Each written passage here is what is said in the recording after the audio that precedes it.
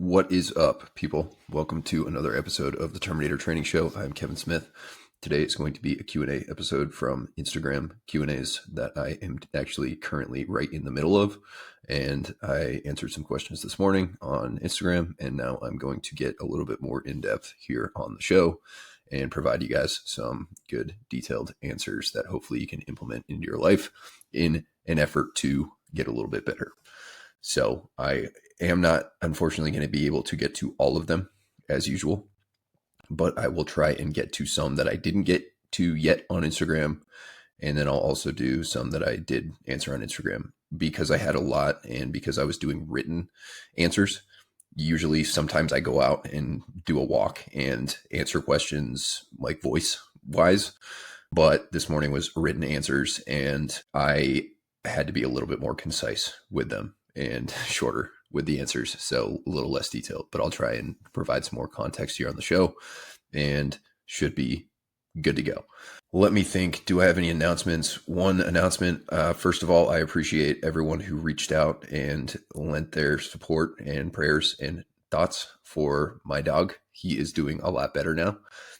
In fact, it's almost like nothing ever happened. For those who are not aware, he got to go to the emergency room on Sunday morning, I think it was mid-morning. We took him to the ER, the dog ER, which, by the way, if you can avoid the vet emergency on weekends, obviously most vets are closed, and there's 2 vet urgent cares near us. One is open during the week, and the other one is open during the weekend. And needless to say, although we were biased and we thought our dog definitely needed care and he should be triaged quickly, there were some absolute nightmare scenarios there. I won't get into any details, but there were some really messed up pets and we felt really bad, and it's not a fun place to be on the weekend. So if you can avoid that, definitely try to. But either way, he had to spend the night because he had some sort of GI infection and he wouldn't eat or drink. So they put him up on an IV. And by the way, my boy dog is extremely skittish and nervous around people, especially doctors. And unfortunately, we got him when he was around a year old, and he had some traumatic experiences as a young pup that he has still not gotten over. We aren't exactly sure what went down, but certain situations, you can hear him barking right now at neighbors. Told you he was back to his normal mischievous self. But he, needless to say, is occasionally kind of pretty skittish around vets and people like that. He loves when guests come over to our house. He absolutely loves people, but for whatever reason, he just knows the vet is not going to do something that he is going to like. So in this case, they somehow, some way got an IV started on him, and they kept him on IV fluids overnight and put him on some drugs, antibiotics, so on and so forth. And we went and picked him up on Monday morning, brought him to the weekday ER, and they took a look at him for a while and made sure that he was good to go. They did a x-ray on him just to make sure he didn't eat anything, which I wouldn't put it past him at all. He's the type of dog to do that, but luckily he didn't. And we were able to feed him and make sure he didn't throw up. And after that, they let us take him home with a bunch of pills and a bunch of prescription dog food that he ate for a couple days. We had him on like a bodybuilder diet, eating every couple of hours his prescription dog food with his drugs. Hopefully he stops barking here soon. But he's back to normal, back to eating normal, back to being a goofball, and back to being a bad boy. So thank you again for reaching out. And it was a little scary, but he's good to go. First time he's ever needed anything other than like a checkup at the vet he turns 6 like 3 days from now. So definitely have been lucky enough to avoid that.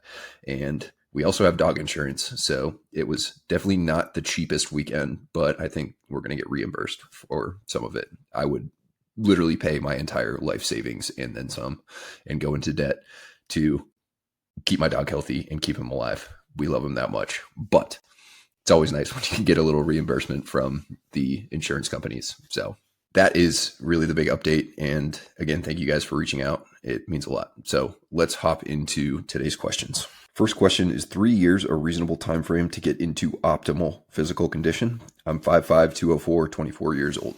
Yeah, so this will depend on your definition of optimal, but you can make a lot of fitness progress in 3 years. Are you going to go from not lifting at all, 5'5", 204, to stepping on the Olympia stage? No. Are you going to go to a powerlifting meet and total 2,000 pounds? Probably not. But you can make a shit ton of fitness progress in 3 years, and you can basically take advantage of, I'm assuming you haven't really done much training just based on the context of the question, but you can make a ton of progress in 3 years and you're subject to newbie gains. So you'll gain muscle and strength pretty quickly, strength especially, and then muscle will kind of follow behind that. And then that'll happen really quickly. Or if you're more into conditioning, it's going to be a little bit of a slower process conditioning wise than it would be lifting wise, just because of the way the human body works. You absolutely will make a lot of relative progress conditioning wise, but you're not going to be like super duper elite as fast as you would. You're not going to gain a ton of speed running wise as fast as you would gain, say, 100 pounds on a lift or something along those lines. But you still can gain quite a bit of fitness in that amount of time. And I would say pretty much, unless you're trying to be an elite athlete or compete at a very, very high level, you can pretty much get ready for anything in well under 3 years, honestly, especially if you already have a little bit of a background. But even if you don't, you can definitely make a lot of relative strength, muscle, and conditioning gains. So I'm not exactly sure what you're getting ready for, and I'm not exactly sure the context of the 3-year time frame, but pretty much whatever you're trying to do in 3 years, I would say you're probably good to go if you are consistent and you do the right things outside the gym and you hop on a solid program, or you maybe hire a coach. That would definitely expedite the process. So yeah, I would say depends on your definition of optimal, but you can rest assured that you're probably going to make some really good gains in 3 years if you do things somewhat right. Honestly, you don't even have to do things. If you're new to training, you really don't have to do things all that right, and you can still make really good gains. I personally never trained intelligently until I was in my early 20s, and I started training when I was 14 years old. So basically did 6, 7, 8 years of training kind of haphazardly. I just didn't know any better. And I still made a lot of progress and a lot of gains, and it helped me athletically. And I just ran hard and got good at running. I'd never heard of zone 2. I think the first time I ever did a zone 2 run, I was probably in my mid 20s. So, and I was pretty damn good at running before then. So that's not to say that you should do that, and that's a smart approach, but it just goes to show that you can do things not necessarily right if you put hard work into it and you stay consistent and you get into it. And now that there's so much more information available to kind of guide your decisions, and there's so many more people you could reach out for coaching and programs you could use than there were back when I was 15 years old, that you are in a great situation to get fit. So I would say start putting in the work and staying consistent, and you are going to be good to go with pretty much whatever you want to be good at in 3 years. Next question for your 2 and 5 mile program. Is it okay to switch the tempo run and the long run if you must? Yeah, absolutely. Honestly, this shouldn't be a big deal at all. You might notice that because the long run is usually, by the way, on Saturday and the tempo run is usually, by the way, on Thursday, you might notice that you're a little bit more fatigued going into that tempo run because you've done 3 lifting sessions throughout the week. Phase 1 has 3 lifts. Phase 2 has 2 lifts just because the intensity is a little higher on the running in phase 2. But aside from that, honestly, I think you should be totally fine. It shouldn't make that big of a difference. And if that works better for your schedule, I wouldn't worry about it. Next question, I'm going to go over this just because I got a few of them, and I do get a few of them every week. So I'll just give you guys a quick update on this. Will you have any opportunity for one-on-one coaching in the near future? In the near future, no. I opened up my applications back in, I believe, November, and the slots filled up pretty quickly. So currently my coaching roster is full. However, I am in the process of putting together a group coaching package. So exactly when that is going to be ready and exactly when I'm going to launch that, I don't know yet, just because I have a lot of other things. I wear lots of hats and I do a lot of things behind the scenes, and I can only handle so much as one person. But expect sometime in 2025 to see a group coaching option where it'll be usually like a 3-month cohort, and I'll take a certain amount of people to join my group coaching, and there will be a couple different programs on there, and then we'll do calls, like group calls periodically. So it won't be like my highest ticket one-on-one coaching package, but it will be a little bit cheaper, and it'll also be more in depth than, say, my training team or my PDF programs, where you don't really do any interaction with me. You just kind of buy the program and you go from there. So expect that. But one-on-one wise, most likely I've got a bunch of guys going to selection this spring in the February class, as well as the March class, as well as a couple in the April class. So I should have some slots opening up then.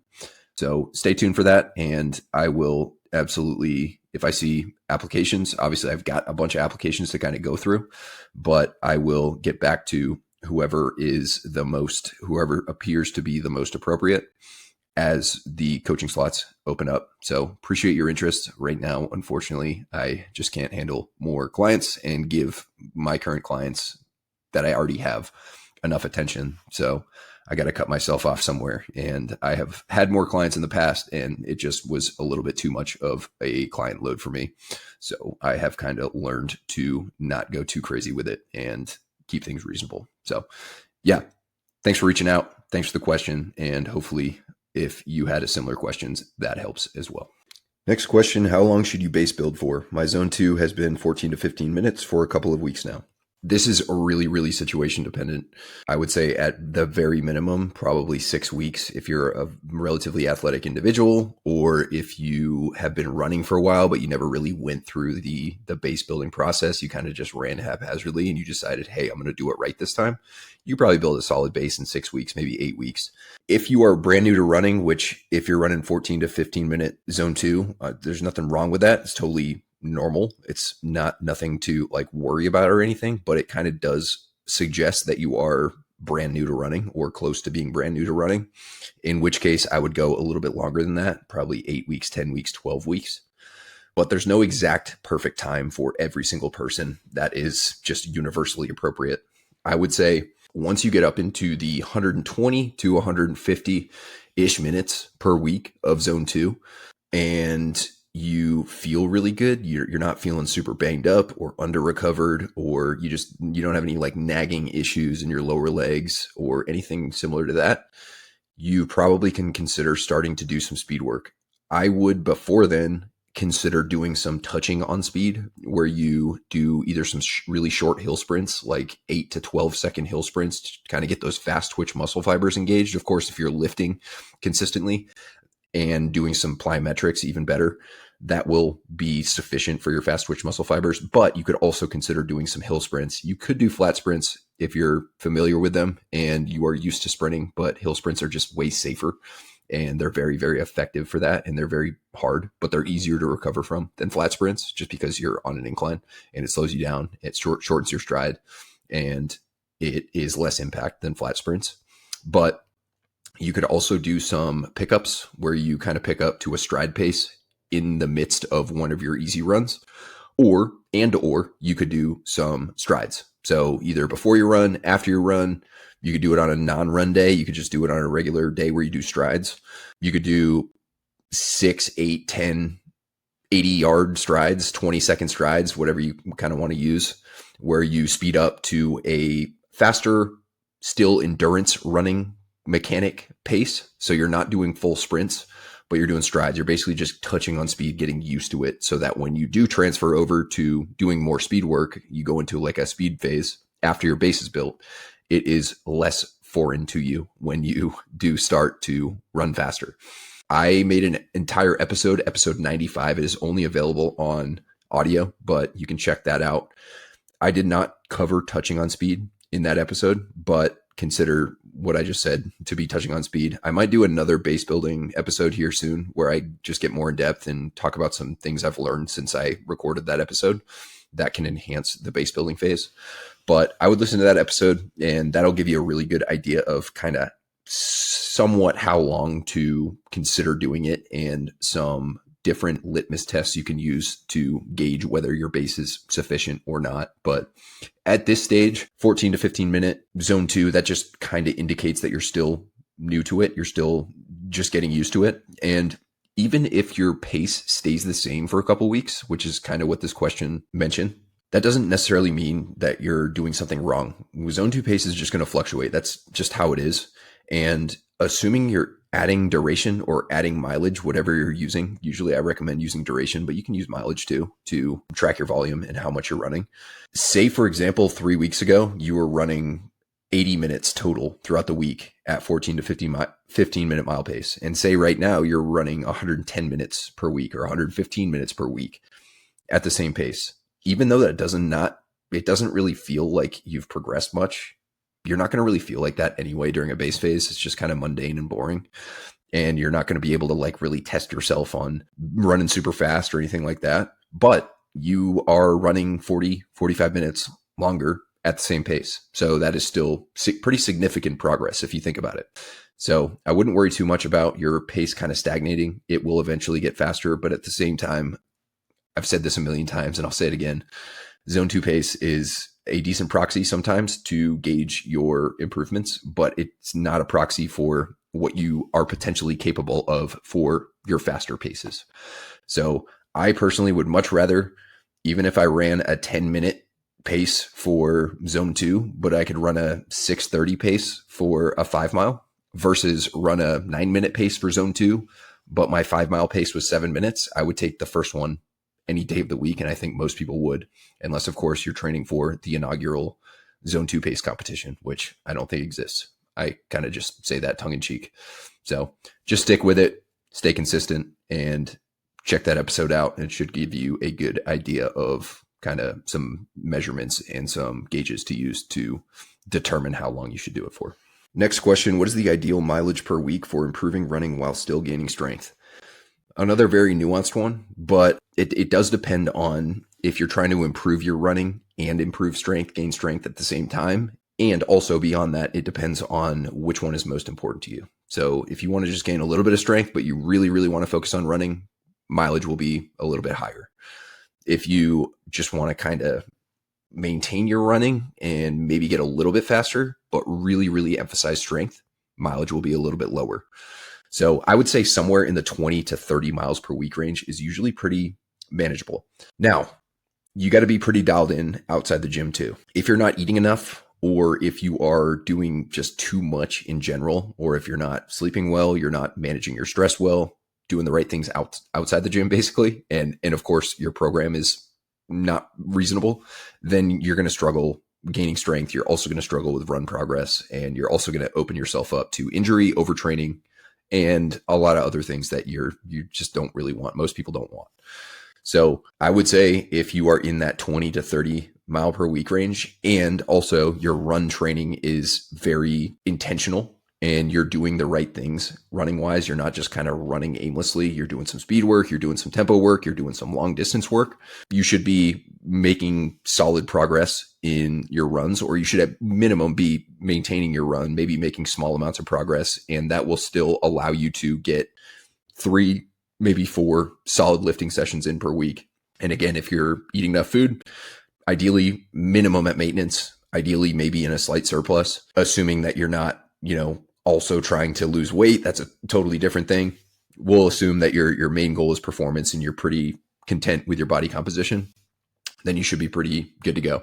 A lot of individual variances, lots of different nuances that could affect that number. But honestly, you could run a little bit under 20 miles per week. And if you're very intentional, or if you are trying to get better at like shorter distance runs, then a little bit less than that should be totally fine.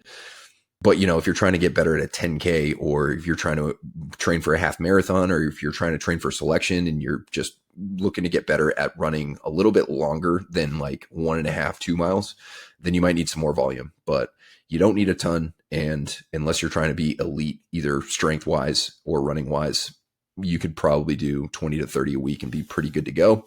If your main goal is just to get strong as fuck running, even though you still could get strong while running, you're not going to get maximally strong while running 20 to 30 miles a week.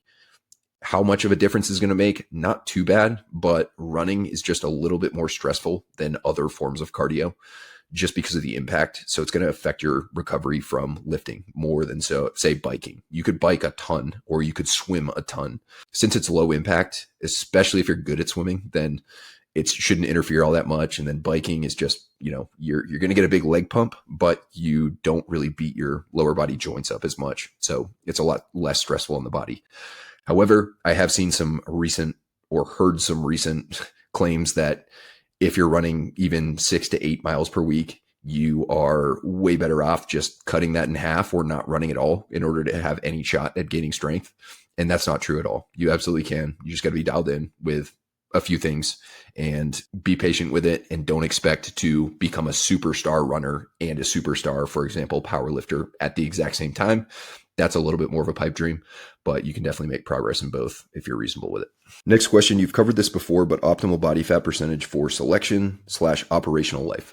I don't think I've talked about the latter. I talked about selection recently and I said, give or take 12%. But if you're up to 15, 16, not a huge deal.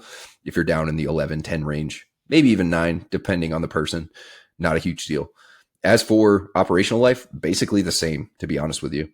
Being in that 10, 12, 14% range, we'll say, to keep it easy, 10 to 15% range is going to be most optimal for your health in general.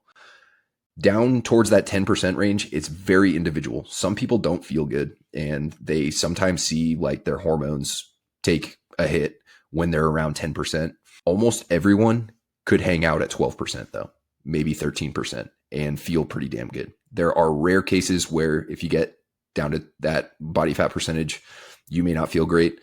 But oftentimes in those cases, it's because the person getting there is not staying there long enough. What I have found, and you're not going to find a ton of data or studies on this, but just working with people as well as myself, as well as lots of other smart people that have helped lots and lots of people, typically you find that getting to a certain body fat percentage, especially if it's a leaner body fat percentage than you're used to, and hanging out there for a little while, getting through the hurdle, like the beginning where you're kind of not adapted to it yet, hanging out there for 4 weeks, 6 weeks, 8 weeks, etc., you just get more adapted to it and accustomed to it. And you start feeling better at that body fat percentage range. Now, there's definitely a caveat. You can't get crazy lean, 5%, 6%, and just hang out there and start feeling good. That's a little bit unrealistic. If you're on PEDs, your hormones are probably not going to tank, but you're still probably not going to feel very good if you're on PEDs. If you have elite genetics, there are people who can walk around at 6, 7%, like pretty much year round, and feel good and not see a lot of health decrements. But those people are very rare.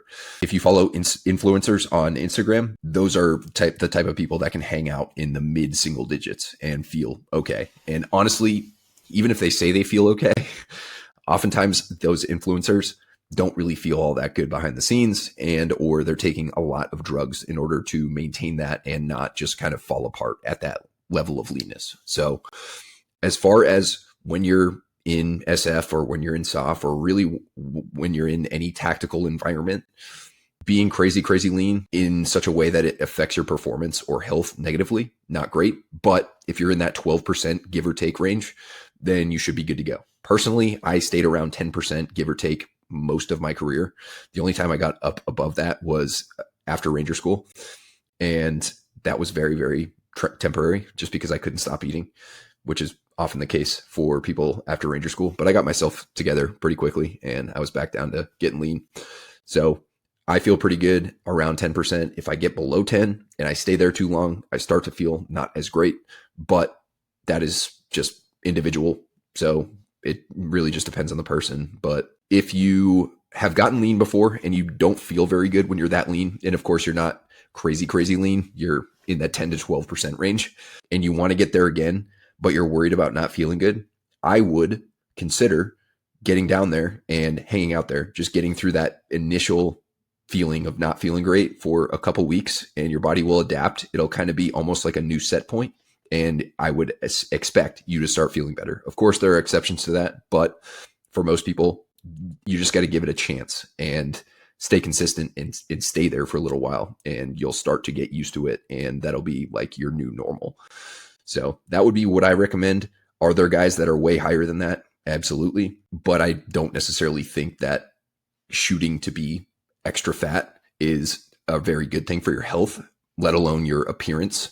Believe it or not, appearance does make a difference. You are going to be, SF is one of the most judgmental organizations in existence. And also, when you're wearing a green beret and a long tab, you're a walking billboard for the organization. So if you're walking around with a green beret and a tab and you can't differentiate your chin from your neck, or your belly's hanging out over your belt, then that's not really giving the unit or the organization a very good look. And there is this unfortunate stigma around what's up with all these SF guys that are overweight. And it's really unfortunate. I personally never stood for it, and I think it's a problem. I don't care if someone can meet the physical standards. Appearance still matters. You're going to get judged by your partner force. You're going to get judged by other SF guys. You're going to get judged by higher leadership. You're going to get judged by guys in the regular army who look up to you. You're even going to get judged by civilians. And if you tell someone you're an SF, or if someone finds out you're an SF and they're shocked because of your appearance, then that's a problem. So a little bit of a rant, but definitely don't let yourself go and just feel like you've arrived and you've done all the hard stuff and it's all behind you. Now I can just coast. Being overweight is, unfortunately, if you see someone that's overweight, that's a clear sign that they lack discipline in at least that area of life. It's a very objective sign. And there's a quote you guys probably have heard: how you do one thing is how you do everything. That quote is pretty trite, but quotes become trite because usually they're true. So if someone lacks discipline in one area, that doesn't mean they lack discipline in every single area, but it is a decent indication that they are not as dialed in as they should be, and they don't take their job as seriously as they should be. And they also are subject to complacency, and complacency in SF is a big no-no. It gets a lot of people killed.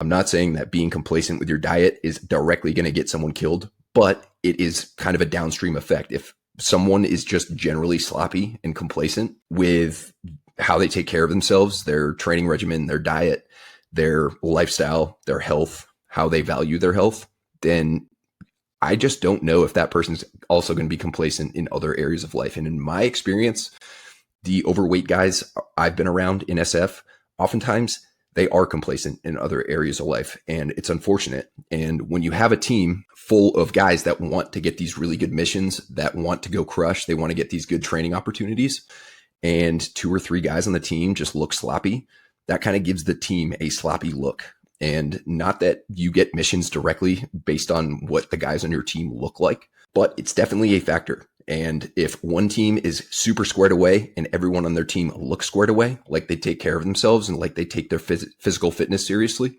and their health seriously, versus another team where some of the guys do, but other guys don't, maybe that team, that first team, is going to get a mission that otherwise could go to that other team if guys were a little bit less sloppy.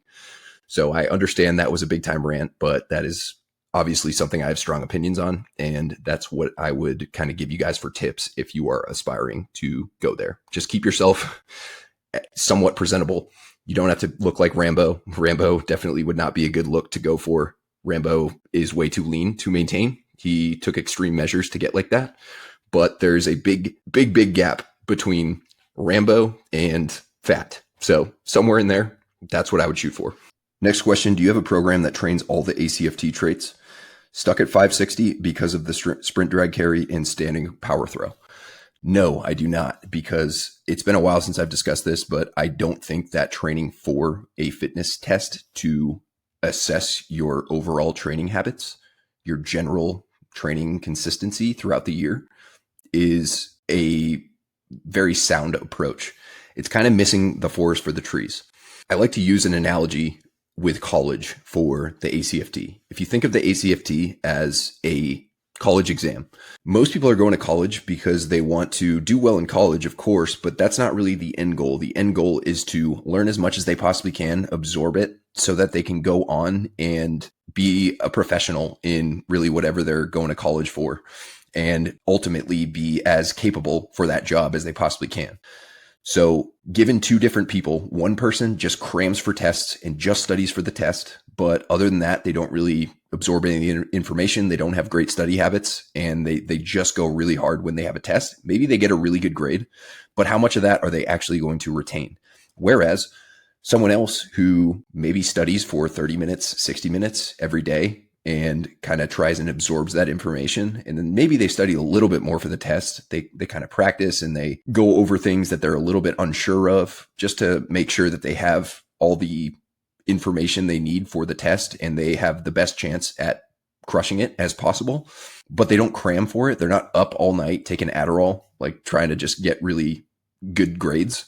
That person is going to not only get probably just as good, if not better, of a grade on the test and all their tests, but also they're going to retain that knowledge and that they're going to be able to use it in the future for whatever job that they want to go and do. Going back to the ACFT, people who train consistently and soundly year round, no matter what, they're setting themselves up for, even if they get a pop quiz and it's like, hey, ACFT tomorrow morning, they're going to do really well on the ACFT because they're just well balanced and they're generally fit and they have the capability of, even on short notice, going and crushing the ACFT. Whereas the people who don't, the people who have bad training habits year round or non-existent training habits year round, even if they do cram for the ACFT, they might get a really good score, but being really good at a test like the ACFT does not necessarily mean that you have sufficient fitness and well-roundedness to be a really good tactical athlete or really good soldier or really good operator, whatever you want to call it. Even though the ACFT is more inclusive and more, I guess, it includes more fitness disciplines than the old PT test, of course, it's not all inclusive. Like, you could do well in the ACFT, but not really be all that fit. But the opposite isn't necessarily true. If you're really, really fit, you're probably just going to do really well in the ACFT, but you're also going to be good at other things. So kind of tying all this together, if you have really good training habits year round and you follow really structured, consistent training, and you have an ACFT coming up where you can kind of identify a couple of the things that you're not very good at, in your case, the sprint, drag, carry, and the standing power throw, and then you can kind of focus on those a little bit as the test comes up and crush them, you're going to build all of the different fitness attributes that you need to do your job well. And, oh, by the way, as a byproduct of that, you're going to do really well in the ACFT.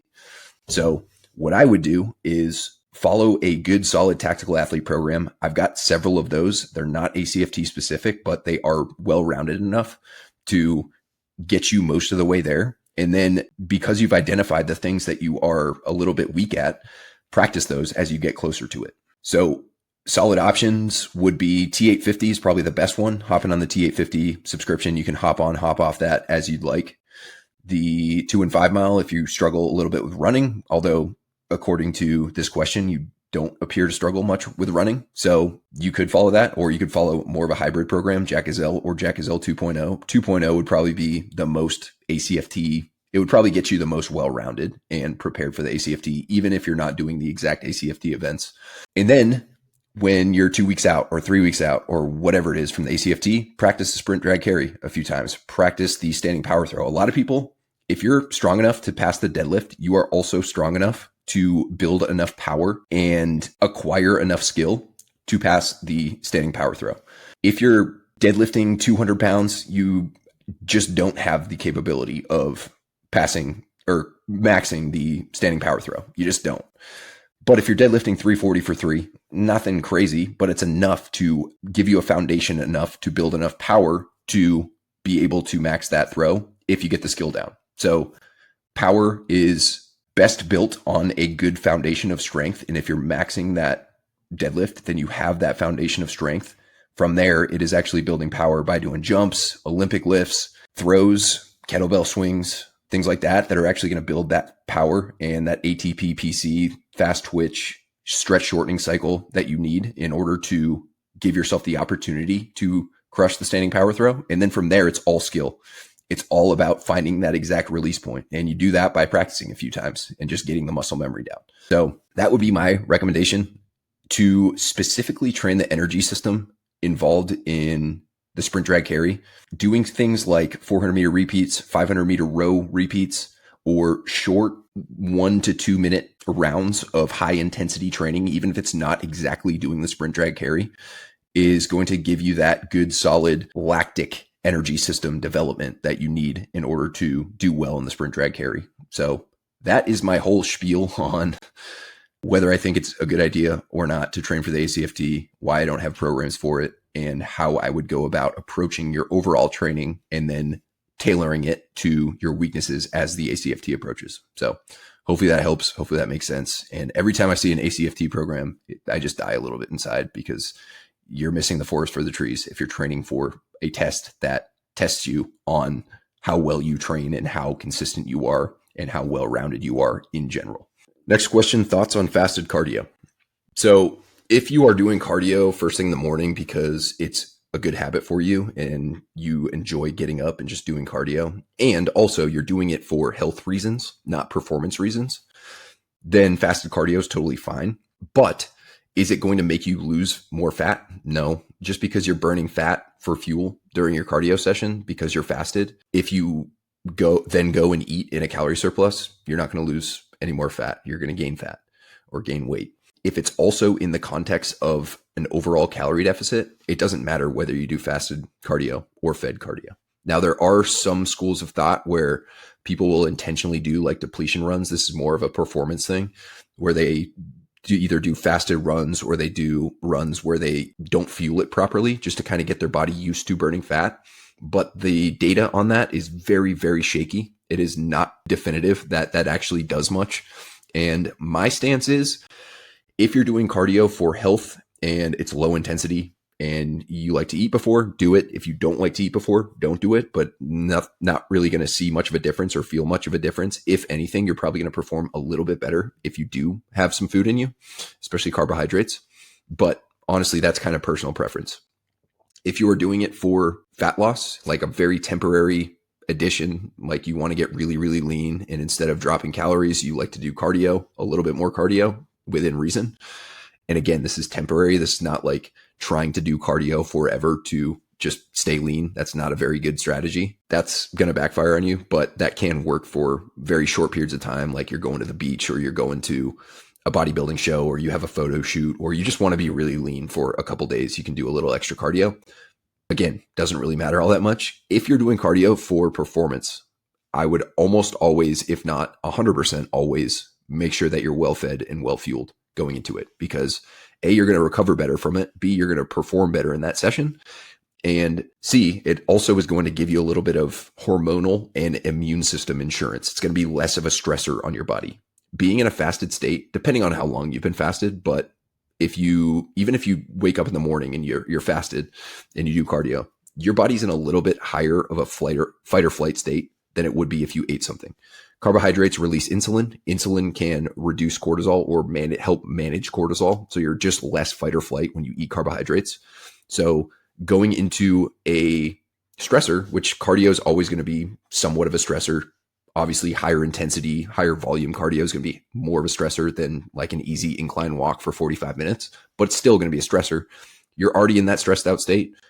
It's just going to be a little bit more of a stressor, and that can have downstream, especially if you do it often and repetitively, it can have downstream effects on your hormones as well as your overall immune system, immune health, and you might be more susceptible to getting sick, believe it or not. So carbohydrates, fueling your training is almost always a good idea. Again, unless you just kind of prefer doing fasted cardio and you're just doing it for health or very short-term fat loss.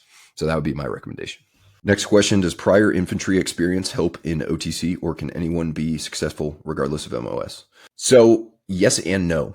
Sometimes it can be beneficial to go in with like a completely clean slate because you don't have any habits to break before you build the good new habits that they want to teach you. So sometimes guys, believe it or not, guys from like the CRIF who are CQB experts, Green Beret, like the CRIF companies in SF are the CQB go-to guys. Sometimes they struggle in OTC because they go there, although it's not as much of an issue as it used to be because the tactics and the SOPs are pretty similar now, but it used to be a little bit different in the CRIF than they teach in OTC, and guys would struggle because they had to break all these other habits they've already built and then rebuild new habits. So instead of just from the ground up building the habits that they want you to build, you don't have anything to unlearn. So does it help? I would say it is a net positive to have some either infantry experience, SF experience, ranger experience. Statistically speaking, those guys are more likely to pass OTC than guys who are just coming from a non-combat arms unit. But it is not the end of the world. Plenty of guys go there and they've never done anything combat related in their lives and they're totally fine. They make it through. Other guys don't. Other guys have a ton of combat experience. Other guys have a ton of flat range experience and CQB experience and they don't make it through. So it really just depends on the person and it depends on lots of other different things. But I would say if you want to go to selection and you're worried about not having experience because you are not in a combat arms unit, I would say send it, go hopefully get selected. That's another easier said than done thing, but send it, go to OTC, do your best, put the work in, stay extra hours, go in on weekends, work your ass off. And if you ever get there, best of luck. Next question. I can do 10 to 12 pull-ups with one RAR in the first set, and then it goes to half in the subsequent set. Any suggestions? Yeah. So I would question whether your first set is actually to 1 to 2 RAR or if it's more like basically to failure. And also, it could have something to do with your rest period. How long are you resting in between sets? If you're resting a minute or 2 minutes, you probably should only get about half. If you're resting 3-4 minutes in between sets, then you should probably be getting, I would say, 8 to 9 reps. But it does kind of depend. And what you can do, there's a lot of different ways that you can kind of skin this. But what I would consider doing is either making that second set a cluster. So say you do 12 on the first set, you can match that second set by doing cluster sets. So you could do 4, 4, 4, 4 with like 15 seconds rest in between each one. Or you could do a rest pause where you go to 12, 1 to 2 RIR. Second set, you get 7, 6 or 7. Take 15 to 20 second rest, then get 2 or 3 more, then 15 to 20 second rest, 2 to 3 more until you match that first set, or that would be more of a myo rep match, but very similar to rest pause.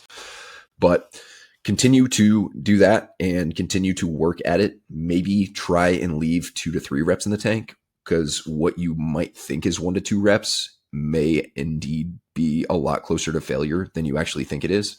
And see if you can do, say you do 10 reps on the first set, see what you can do in the second set. Maybe you get 8 or 9 reps, and then you're a little bit closer. So that would be a couple of ways I would approach it. But I would say first thing I would look at is your rest period. Second thing I would look at is if you are indeed 1 to 2 reps in the tank, or if it's a little bit closer to failure. But as you continue to especially do that second thing, the rest pause, maybe next week you get 12 on the first set, and then you do your rest pause and you get 6, 3, 3. Then maybe you do that same thing the next week and you get 12 on the first set and you get 8, 3, 1. Then maybe the next week you get 13 on the first set and then you do 7, 3, 2, 1, and you match it. So over time, you should be getting a little bit better at that second set, third set, and so on and so forth. But lots of different potential things going on there. But if you're resting long enough, I would say most likely, if you're actually taking it to 1 to 2 RIR, resting a little bit longer would probably be the first thing I would try. And then you can also mess around with clusters or rest pause / myo rep matches. And over time, you'll get better. Next question, thoughts on swimming for zone 2 work leading up to SFAS? It's totally fine to do sometimes, but I have seen and heard people talk about like you should be swimming multiple times per week to prepare for SFAS. And unless you just can't swim 50 meters in uniform and you're hopeless in the water because you have to do that at some point. I don't think it's at SFAS. When I went, it was after SFAS, like right before we started the Q course, that we had to do that 50-meter swim. But if you can't do that, then yeah, I would consider doing a little bit more swimming, although you'll probably have time between SFAS and when you actually get tested on it to actually build your swimming. So maybe not even. But aside from that, like swimming is not super fatiguing. It's not going to beat you up. And it's a great kind of substitution for a long run or a long ruck, a good non-impact option. But if you're getting up and swimming 2, 3, 4 days per week, that is fatigue and recovery reserves that could be spent elsewhere on more important things, more specific things. So I would definitely tread carefully, no pun intended, and keep your swimming to a minimum and just kind of use it as a non-impact substitution periodically, maybe once a week or maybe every so often for your ruck and run days, just to kind of give your joints a breather and get a little lower stress cardiovascular session in. Next question, are BCAAs worth it if you struggle to hit protein goals? No. I mean, better than nothing, but you're way better off working on the reasons that you struggle to hit protein goals and hitting those. So even though it takes some effort and it takes some planning and it takes a little bit of good habit building and consistency, there's no reason that you shouldn't be able to hit protein goals unless you have some sort of appetite issue or some sort of underlying thing where maybe a kidney issue and your doc is telling you not to eat protein. But even if you do, EAAs, essential amino acids, would be a better option because those include all 9 essential amino acids. BCAAs only include 3. So you're kind of just, basically you might have to pay a little bit more money for EAAs, but it is a much better option in the absence of protein to get there.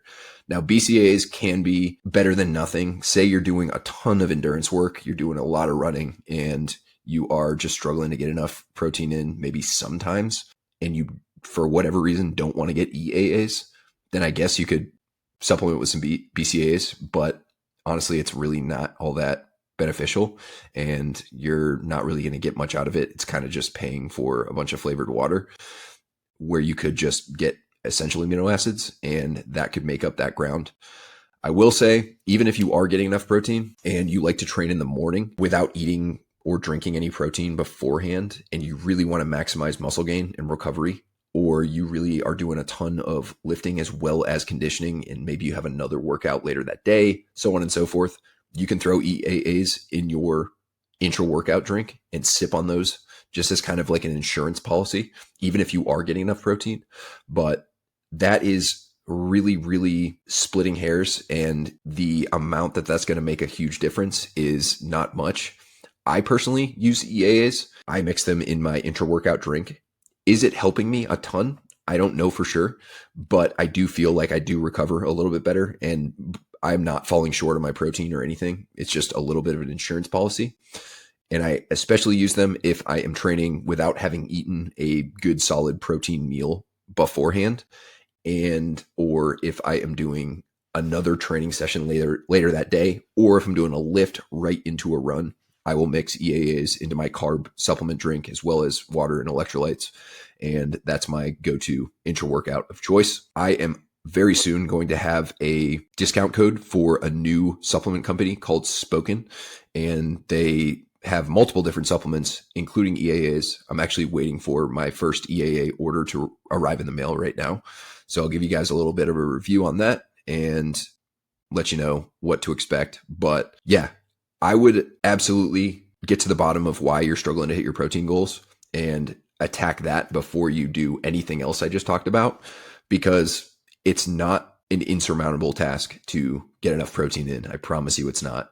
But if you're going to still continue to struggle with protein, then I would consider essential amino acids over branched chain amino acids. Next question, is it normal for my zone 2 splits to increase in the first half and then decrease in the second? Yep, absolutely. Typically the first mile to 10 minutes of your run, whatever comes first, give or take, not the same for everyone. Usually you're going to be a little bit sluggish. It's kind of almost like a warm-up run. So you're going to be a little slower before you get into that groove. So your split will be a little slower. And then as you get warmed up, I would expect it to get a little bit faster, especially if you've been doing it for a little while. You're not crazy fit, but you've been doing it long enough where you can go 30 minutes, 40 minutes, 50 minutes, 60 minutes on a run. Usually, at least when I run, my first mile is pretty slow. Then I have a few miles after that that are a little bit faster. Not that I'm trying to run them faster. It just naturally happens as I warm up. And then usually I kind of just hang on. Sometimes once in a while, if I'm going really long, longer than usual, my heart rate will drift up, which is very, very common, especially if you are newer to it and you don't have an excellent base yet. Your heart rate will drift up even if you're running at the same pace. Or in your case, in order to stay in zone 2, which is a good idea for you, it's a good thing that you're doing this, your pace is going to drop in order to just stay at that right intensity. So very normal. As you get more fit and as you get more used to running the durations or distances that you're currently running, I would expect this to be less of a problem, but it is an actual phenomenon called heart rate drift, where your heart rate drifts up as you get fatigued.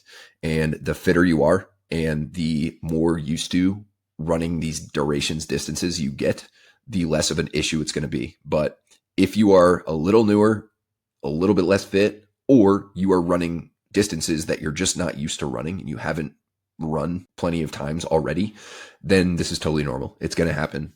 Just got to keep working at it, keep going. And you're doing the right thing by slowing down a little bit to stay in zone 2. Of course, that's not necessarily always the perfect thing. You can sometimes allow yourself to go into zone 3 or high zone 2 and keep a similar pace to what you started with. But I would say for the most part, probably just accept slowing down a little bit, continue to stay consistent, and it will eventually kind of be a little bit more steady throughout the entire run. Next question, best way to incorporate intra carbs. Not used to it for running. Yeah, so for those not familiar, intra is during your training. When you're doing longer training sessions, longer runs especially, you want to fuel yourself during that training session, and carbs are your go-to. So a lot of the carbohydrate recommendations for endurance, by the way, about 75 minutes, that's kind of like if you're going a little longer than that, you want to consider carbs, and you don't want to wait till the 75-minute mark. If you know for sure you're going to be running 90 minutes, 2 hours, 2.5 hours, just because the 75-minute mark is a good indication that you should consider carbs doesn't mean you should wait till then. You should start your carbohydrate fueling early, either 15 minutes in, maybe 20 minutes in, and so on and so forth. Just getting that out of the way. But the usual carb recommendations are a little bit old. They're kind of outdated. Usual carb recommendations are 40, 50, 60 grams per hour. They're outdated, i.e. there's new research that shows that you can and should go a lot higher than that. And also think about most people who are endurance athletes. Most people who are endurance athletes are 130, 140, 150 pounds. Nothing wrong with that. If you're an endurance athlete and you weigh that, you're probably a really good endurance athlete. But if you're a bigger individual, if you're 180, 190, 210, 220, consider that you should not be taking carb recommendations given to a 145 pound individual. You're going to need more. Of course, there is a limit. Your body can only oxidize and put into substrate so many carbs per hour. And also your body can only handle, your GI system can only handle so many carbs per hour before things start to get a little explosive or burpy or gassy or vomity. And you don't want that. However, just consider you probably, if you're a bigger individual that likes to lift and you have a decent amount of muscle mass or just overall mass on you, you're going to need more carbs eventually. However, I mentioned the GI issue. If you start with, say, a good goal would be to get up to 100, maybe 120 grams of carbs per hour for longer sessions.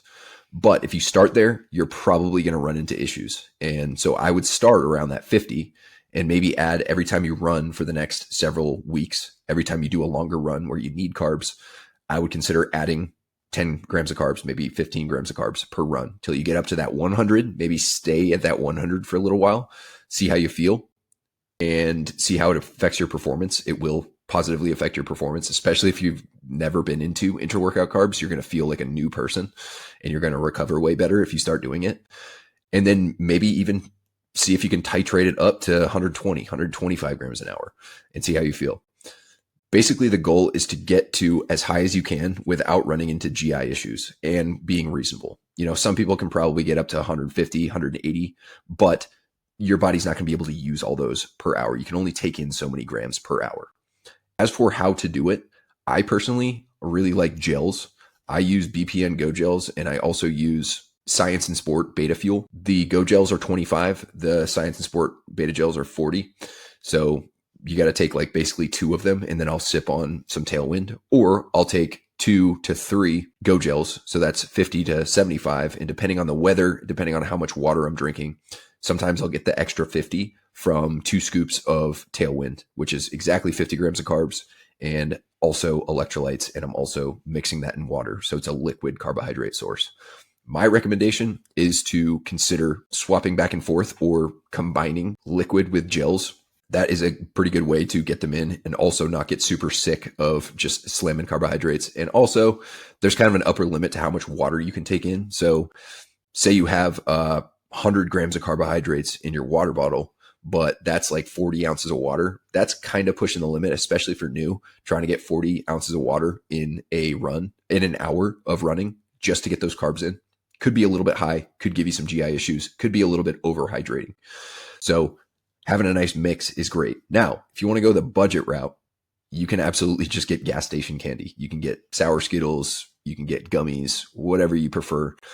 Is it as optimal, the actual fuel source, the carbohydrate source, the sugar source in gas station candy? Is it the same as most runner gels that are like specifically made for it? Not quite, but it is far better than nothing and also cheaper. Gels are not cheap at all. Everyone talks about how cheap running is. Well, it is cheap until you start running ultras or prepping for ultras and having to buy all these goos. I actually just got a shipment of goos in, and it sets you back quite a bit because they're not cheap, but they are worth it. They work really well. Tailwind works really well. Morton also makes really, really good run fuel products. And there's other ones out there too. I think Scratch, SKRATH, is a great endurance fuel brand.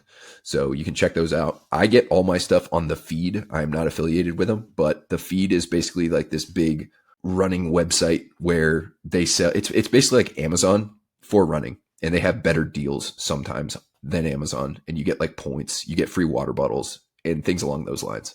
So check out The Feed. If you want to get some runner gels, you could of course just get them off Amazon, but that would be what I kind of consider. Again, starting at that 40, 50, 60 gram per hour range and working your way up incrementally, just kind of seeing how it feels. I would say probably cap it out off at 125 per hour, and it'll take you a while to get there, but you're going to feel a night and day difference in your performance as well as your recovery. And highly, highly suggest taking fueling very, very seriously. Most people don't, and I'm all for it because the fact that most people don't means that when I do, I am at an advantage. Even though I'm a 200-pound ultra runner, I'm not going to be winning ultra marathons at my size, but I am confident that I am providing myself enough fuel to perform as well as I possibly can and recover as well as I possibly can. And also, like I said earlier, give myself that insurance, immune system, hormones, etc. So don't take carbohydrates lightly. And definitely, if you've never done it, you are in for probably a massive plateau bust if you start to fuel your training sessions better. So hopefully that helps.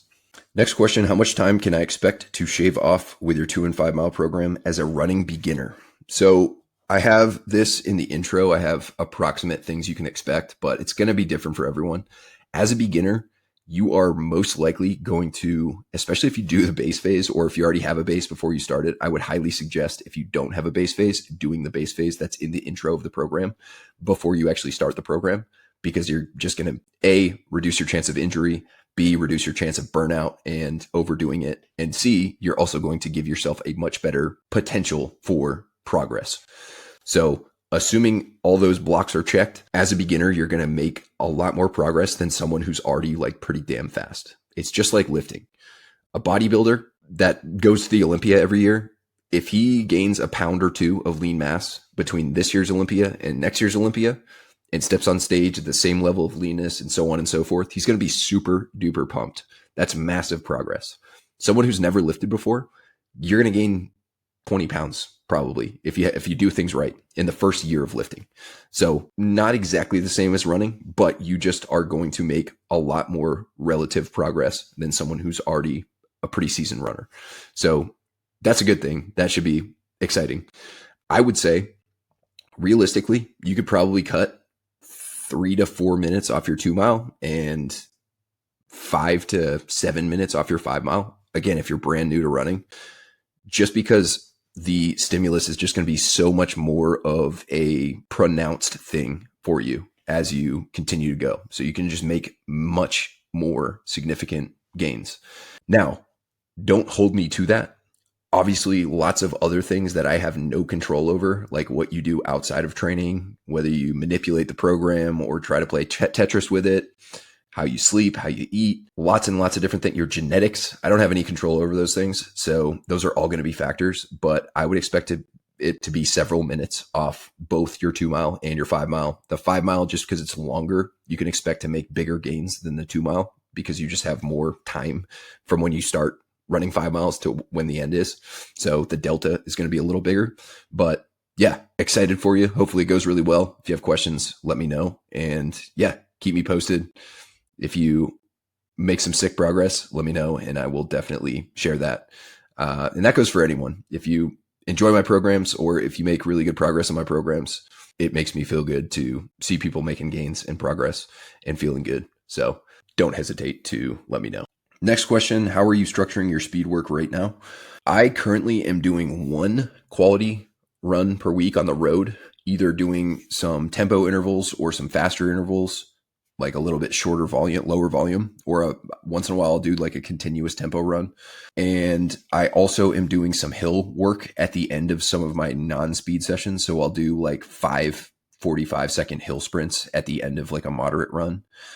Or I also, usually every other week, I'll swap back and forth. I'll either incorporate tempo into my long run. So either I'll do like 2 miles of tempo, 2 miles easy, 2 miles tempo, 2 miles easy, or I'll incorporate it into more of a moderate run. So I'll do a bunch of time in like zone 3 and maybe tip the scales of like zone 4 for a very short period of time as part of my long run. And then a good chunk of it will also be in zone 2. So that's kind of the way I'm doing it. Very unstructured, but also still intentional. I've just been running for a really long time, so I can kind of play around with my speed work a little bit differently than what I would recommend for like a newer runner. Usually when you're newer, you want to do something pretty similar, add volume week to week, 400s, 800s, whatever it is, and then kind of keep it the same, just adding volume or manipulating restoration and things like that. But the way I am doing it is a little less structured. Also, once I do my 5 mile time trial, which is going to be next week, either probably Monday or Tuesday, we'll see how I feel. I am going to make some changes. I'm not going to do quite as much speed work. I'm going to up the volume a little bit overall, and I'm going to mostly incorporate speed either in the form of strides or hill sprints at the end of my training sessions, or like I said earlier, with my moderate runs or my long runs, I'll have some time where I run faster. Probably every 2 weeks, I will do some sort of road speed session, but it just doesn't quite apply as much to ultra running as it does to shorter stuff like 2 miles, 5 miles, 10Ks, even marathons, just because you're not going to be running in zone 3, zone 4 very much for a 30-mile run. So at least I'm not. Most people aren't. So I won't be doing quite as much as I get closer to the ultra, but I'll still do some because I enjoy it, and it's still not useless. It's just not quite as applicable. Next question, would you still ruck run in your train up for SUT, small unit tactics, part of the Q course, the first part of the Q course now, I believe? If your heart rate stays in zone 2, my pace is sub 14 minutes while walking. Not necessarily, unless you are getting tested on a ruck, like a 12 mile or something like that before you go to SUT. In that case, I would do a little bit of ruck running as you get close. But aside from that, it's just not really worth the squeeze. Doesn't really matter your heart rate. The reason I don't recommend ruck running unless you are about to get tested on a ruck time trial in the near future isn't necessarily the cardiovascular stress. That's not a huge deal. It's the structural or musculoskeletal stress that is just not worth the squeeze to just ruck run when you don't necessarily need to do it soon. I would definitely do some heavier rucks. You're going to have a really heavy ruck on in SUT, like really heavy, depending on what time of year you go. But if you go in the winter, your ruck is going to be crazy heavy. Summer, a little bit less so just because summer packing list. And also if you had 120 pounds in your ruck in August, you would probably be in the danger zone for going down as a heat casualty. So the rucks are a little lighter, but still pretty damn heavy. Probably, I want to say they were like 90-ish when I went. I went in July, and yeah, it was hot, and the ruck was not light, but not quite as heavy as the winter classes. So I would definitely do a little bit of heavy rucking. I would do mostly ruck walking, if not all ruck walking, and get most of your intense stuff you're running from actually running. And you're probably going to be much better off. You're just going to be more healthy going into SUT, and it's not going to be detrimental. The fact that you didn't ruck run going into it is not going to have any influence on your chances of being successful and making it. So that would be my recommendation if you want to stay healthy and prioritize longevity throughout your career. Believe me, I did way too much ruck running as a youngster, and I got away with it, but it's still doesn't make it right, and I don't recommend it for most people. So stick to walking, 14-minute pace. That's awesome. and get your running fix with regular running, and you're going to be good to go. All right, last question. When and how would you start preparing for selection in October? So it is currently, we'll say February. This is the last day of January when I'm filming this. It'll be February by the time it comes out. So you've got, 9 months or so? I'm not very good at math, but 8 or 9 months. So I would probably, no matter what, I would start your SFAS specific train up about 3 months out. So what's that? July-ish. So you could hop on SFAS around July, approximately 12 weeks out from your start date. Before then, it kind of depends on what your strengths and weaknesses are. Basically, you want to prioritize general physical preparedness with a bias towards endurance. So what does that mean? Do a solid amount of lifting, do a solid amount of jumps, power, do some sprints, do some other skill work, maybe some Olympic lifting if you're into that. And your conditioning should be mostly biased towards running at this point. You could do maybe a ruck every other week or something like that. Maybe once a week. Not 100% necessary at this point, but I would consider something like Jack Gazelle version 2, followed by 2 and 5 mile, followed by SFAS, or you could switch those around. You could do 2 and 5 mile, Jack Gazelle version 2. You could also do Jack Gazelle version 1, or you could just hop on T850 for a while until you are getting a little closer. And that's going to give you a really, really good baseline to work from when you start SFAS prep. But yeah, just think general physical preparedness. Identify what you're weak at. Are you a really strong individual, but you struggle with running, or vice versa? Kind of work on some of your weaknesses, bringing those up while maintaining your strengths. But some sort of hybrid training approach for the next 5-6 months, and then 3 months out or so, hop onto an SFAS prep program, and you're probably going to be golden. I also shot an episode. I can't remember what number it is. I want to say it's episode 130 or 131, where I talked about a 1-year plan from, hypothetically, if you're 1 year from selection, things to start focusing on. It was not just fitness stuff. It was also character development, skill development, and other aspects of being selection ready. But if you search for that, I want to say it's 131 for whatever reason. If you search for that and find it, definitely watch that one. That'll get way more in depth with your last. I break it down into quarters. So like 12 months out from 9 to 9 months out, 9 months out to 6 months out, 6 months out to 3, and then 3 till go time. So give that one a listen, and that should give you a lot more things to consider. But yeah, bring up your weaknesses, bias running a little bit, do a periodic ruck, and just build a really, really strong aerobic base and get ready for SFAS prep over the summer going into October. October is a pretty damn good time to go. So best of luck. And yeah, that's it, guys. Thank you very much for tuning in. I'll be back soon with another episode. Till then, Terminator out.